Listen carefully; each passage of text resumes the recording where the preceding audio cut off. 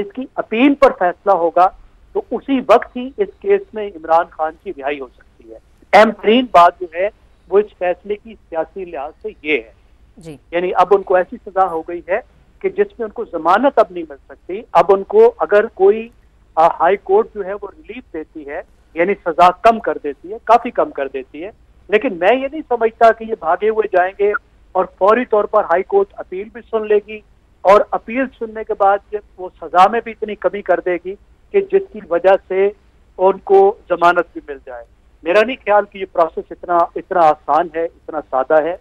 ये थोड़ा सा इसमें टाइम लगेगा और अगर रिलीफ दिया भी हाई कोर्ट ने तो उसमें काफी टाइम लगेगा, लेकिन इस अरसे में जाहिर है दूसरे केस भी उनके मौजूद हैं और मुझे लगता है कि 9 मई का केस जो है वो भी इमरान खान साहब की तरफ आएगा।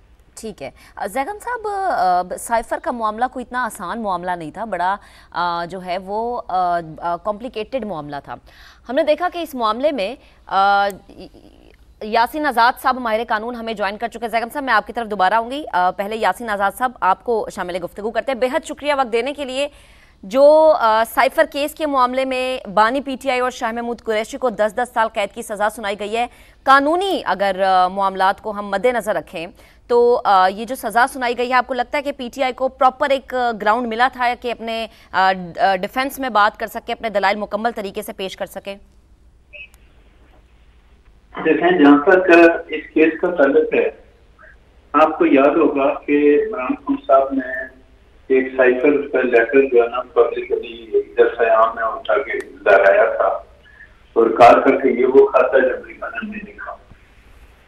वो तो अपनी जगह पे केस चला, केस की प्रोसीडिंग हुई।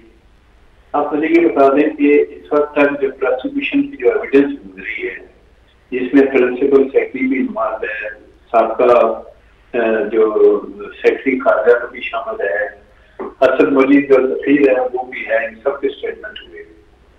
इमरान खान साहब के वकील जो है वो तकरीबन हर केस में 10-15 आदमी जाके बैल होते हैं।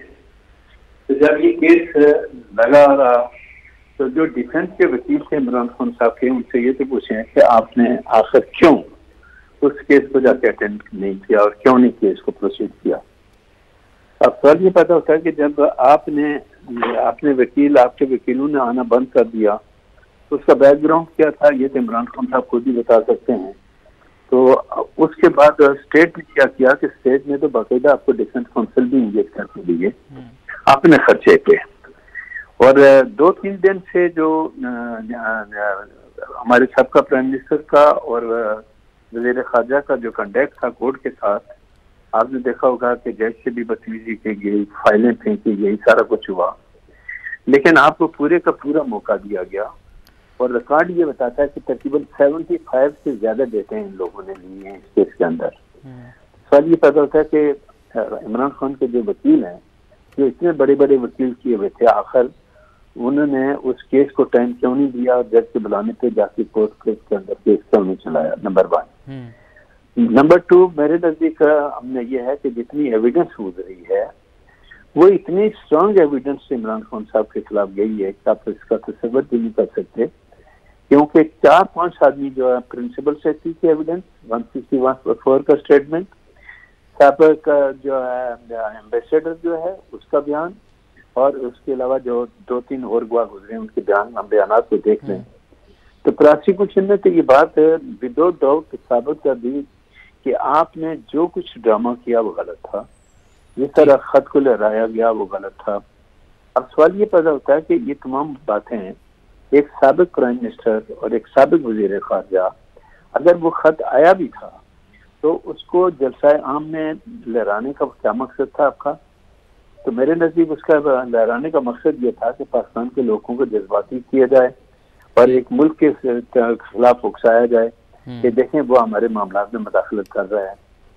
आप 1973 आइन के तहत जब वज़ीर आज़म बनते हैं या वज़ीर ख़ारजा बनते हैं या मिनिस्टर का ओथ लेते हैं तो क्या आप अपने ओथ में इस बात का ऐड नहीं करते कि कोई ऐसी बात आप डिस्क्लोज नहीं करेंगे जिससे स्टेट को किसी किस्म का नुकसान पहुंचे? तो बहैसियत अगर ये तमाम चीजें आप अपने ओथ की खिलाफवर्जी करते हैं तो फिर आप ये मुझे बता दें कि फिर बाकी बचता क्या है। अब वो लेटर जो था आपने खुद एडमिट किया, आपने डिनाई नहीं किया, और आपने खुद कहा कि जी फलां पीएम के पास चला गया, वो मिसप्लेस हो गया, कभी कुछ कहते हैं कभी कुछ कहते हैं। लेकिन साइफर को तो आप एडमिट कर रहे हैं कि वो था, लेटर था, तो उस लेटर की अगर कोई खिलाफवर्जी की गई और पब्लिकली जिस तरह हमारे जो सबका एम्बेसडर ने भी जो स्टेटमेंट दिया, उसमें कहा कि उसकी वजह से अमेरिका के और पाकिस्तान के ताल्लुकात को धक्का पहुंचा, तो वो मामला अपनी जगह पे हैं। अब इतने हसास मामले में मैं हैरान हूँ कि पीटीआई के जो वकील हैं वो पहले तो हर डेट पे जाके इमरान खान साहब के पास बैठते थे, उठते थे, लेकिन इस केस की प्रोसीडिंग का जब मामला आया तो कोई भी वकील वहां जाने के लिए तैयार नहीं हुआ। आखिर क्या वजह है? तो ये तो इसकी वजह इमरान खान साहब या शाह महमूद कुरैशी साहब खुद बता सकते हैं। फिर जो डिफेंस काउंसिल आपको स्टेट के खत की पास करके दिए गए, क्या आपने उन पे एतराज किया कि ये हमारे लिए काबिल कबूल नहीं है? और अगर एतराज किया तो आप बताएं कहाँ एतराज किया।